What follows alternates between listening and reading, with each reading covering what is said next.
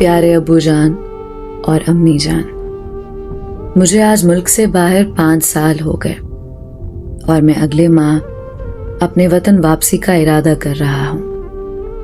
میں نے اپنے ویزا کے لیے جو قرض لیا تھا وہ ادا کر چکا ہوں، اور کچھ اخراجات پچھلی چھٹی پر ہو گئے تھے تحفے تحائف لینے میں، اور کچھ دیگر اخراجات۔ اب میرے پاس کوئی بڑی رقم موجود نہیں، لیکن میری صحت ابھی ٹھیک ہے اور میں خود کو اس قابل سمجھتا ہوں کہ پاکستان جا کر کوئی بھی اچھی نوکری کر سکوں اور گھر کے اخراجات چلا سکوں۔ یہ جگہ مجھے پسند نہیں ہے، میں اپنے گھر رہنا چاہتا ہوں۔ آپ کی کیا رائے ہے اس بارے میں؟ آپ کا پیارا جمال۔ پیارے بیٹے جمال، تمہارا خط ملا اور ہمیں تمہاری چھٹی کے بارے میں پڑھ کر خوشی ہوئی۔ باقی تمہاری امی کہہ رہی تھی کہ گھر کی حالت بہت خراب ہو رہی ہے، اور تم جانتے ہو برسات شروع ہونے والی ہے۔ یہ گھر رہنے کے قابل نہیں ہے۔ گھر چونکہ پرانی اینٹوں اور لکڑیوں سے بنا ہے، اس لیے اس کی مرمت پر کافی خرچ آئے گا۔ ہم سوچ رہے ہیں کہ کنکریٹ اور سیمنٹ سے بنا ہوا گھر ہو تو بہت اچھا ہو۔ ایک اچھا اور نیا گھر وقت کی ضرورت ہے۔ تم جانتے ہو یہاں کے کیا حالات ہیں۔ اگر تم یہاں آ کر کام کرو گے تو اپنی محدود سی کمائی سے گھر کیسے بنا پاؤ گے؟ خیر، گھر کا ذکر تو ویسے ہی کر دیا، آگے جیسے تمہاری مرضی۔ تمہاری پیاری امی اور ابو۔ پیارے ابو جان اور امی جان، میں حساب لگا رہا تھا، آج مجھے پردیس میں 10 سال ہو چکے ہیں۔ اب میں اکثر تھکا تھکا رہتا ہوں، گھر کی بہت یاد آتی ہے، اور اس ریگستان میں کوئی ساتھی نہیں ہے۔ میں سوچ رہا ہوں اگلے ماہ ملازمت چھوڑ کر ہمیشہ کے لیے گھر آ جاؤں۔ 10 سال کے عرصے میں الحمدللہ ہمارا پکا گھر بن چکا ہے، اور ہمارے اوپر جو قرضے تھے وہ بھی میں اتار چکا ہوں۔ اب چاہتا ہوں کہ اپنے وطن آ کر رہنے لگ جاؤں۔ اب پہلے والی ہمت تو نہیں رہی، لیکن پھر بھی کچھ نہ کچھ کر کے ٹیکسی چلا کے گھر کا خرچ چلا لوں گا۔ اس ریگستان سے میرا جی بھر گیا ہے، اب اپنے بچوں کے ساتھ رہنا چاہتا ہوں۔ آپ کی کیا رائے ہے؟ آپ کا پیارا جمال۔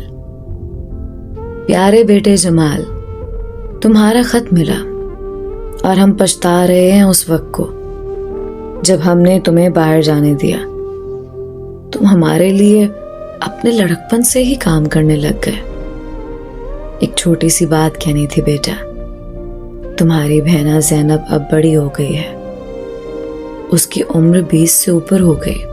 اس کی شادی کے لیے کچھ سوچا؟ کوئی بچت کر رکھی ہے اس کے لیے کہ نہیں؟ بیٹا، ہماری تو اب یہی خواہش ہے کہ زینب کی شادی ہو جائے اور ہم اطمینان سے مر سکیں۔ بیٹا ناراض مت ہونا، ہم تم پر کوئی بوجھ نہیں ڈالنا چاہتے۔ تمہاری پیاری امی اور ابو۔ پیارے ابو جان اور امی جان، آج مجھے پردیس میں 14 سال ہو گئے۔ یہاں کوئی اپنا نہیں ہے۔ دن رات گدھے کی طرح کام کر کے میں بیزار ہو چکا ہوں۔ کمہار کا گدھا جب دن بھر کام کرتا رہتا ہے تو رات کو گھر لا کر اس کا مالک اس کے آگے پٹھے ڈال دیتا ہے اور اسے پانی بھی پلاتا ہے، پر میرے لیے تو وہ بھی کوئی نہیں کرتا۔ کھانا پینا بھی مجھے خود ہی کرنا پڑتا ہے۔ بس اب میں ویزا ختم کروا کر واپس آنے کا سوچ رہا ہوں۔ پچھلے کچھ سالوں میں اللہ کی مدد سے ہم زندگی کی بیشتر آزمائشوں سے نکلنے میں کامیاب ہو گئے۔ زینب بہنا کی شادی ہو چکی ہے اور اب وہ اپنے گھر میں سکھی ہے۔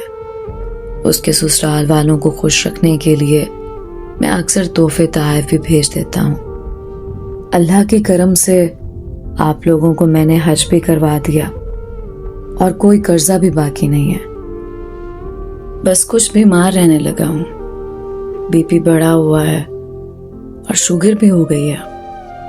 لیکن جب گھر آؤں گا گھر کے پرسکون ماحول میں رہوں گا اور گھر کا کھانا کھاؤں گا تو انشاءاللہ اچھا ہو جاؤں گا. اور ویسے بھی اگر یہاں مزید رہا تو میری تنخواہ تو دوائی دارو میں چلی جائے گی. وہاں آ کر کسی حکیم سے سستی دوائی لے کر کام چلا لوں گا. اب بھی مجھ میں اتنی سکت ہے کہ کوئی ہلکا کام جیسے پرائیویٹ گاڑی چلانا کر لوں گا. آپ کا پیارا جمال. پیارے بیٹے جمال، بیٹا ہم تمہارا خط پڑھ کر کافی دیر روتے رہے. اب تم پردیس مت رہنا، لیکن تمہاری بیوی زارا نے کچھ کہنا تھا تم سے، اس کی بات بھی سن لو. پیارے جمال، میں نے کبھی آپ کو کسی کام کے لیے مجبور نہیں کیا اور کسی چیز کے لیے کبھی ضد نہیں کی، لیکن اب مجبوری میں کچھ کہنا پڑ رہا ہے مجھے. آپ کے بھائی جلال کی شادی کے بعد آپ کے والدین تو مکمل طور پر ہمیں بھول چکے ہیں. ان کا تمام پیار نئی نویلی دلہن کے لیے ہے. میں نے تو یہ بھی سنا ہے کہ وہ آبائی گھر جلال کو دینے کا سوچ رہے ہیں. ذرا سوچئے، اگر آپ یہاں آ گئے اور مستقبل میں کبھی اس بات پر جھگڑا ہو گیا تو ہم اپنے چھوٹے چھوٹے بچے لے کر کہاں جائیں گے؟ اپنا گھر ہر انسان کی بنیادی ضرورت ہے. آپ کو پتہ ہے سیمنٹ سریا کی قیمتیں کتنی ہیں؟ مزدوروں کی دہاڑی آسمان سے باتیں کر رہی ہے. یہاں رہ کر ہم کبھی بھی اپنا گھر نہیں بنا سکیں گے، لیکن میں